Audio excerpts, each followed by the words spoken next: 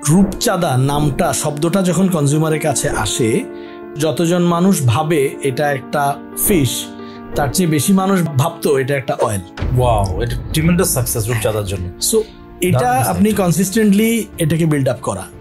দেন আরেকটা স্টাডিতেও ছিল যে আপনার একটা significant number of people believe করতো রূপচাঁদা সয়াবিন তেলে রান্না করলে টেস্টটা বেটার হয়। আচ্ছা, বাট অল দ্য অয়েলস আর অয়েল না।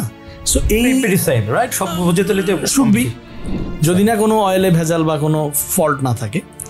সো কনজিউমারের এই ট্রাস্টটা বিল্ড আপ করা, এখন কনজিউমারের ট্রাস্ট আর এমনি এমনি বিল্ড আপ হবে না, আপনাকে ইমোশনালি তাকে ভ্যালুটা কানেক্ট করাতে হবে। হ্যাঁ, তারপর সোশ্যালি আপনাকে কমিউনিটি বিল্ড আপ করতে হবে, কমিউনিটির সাথে আপনাকে থাকতে হবে বিভিন্নভাবে।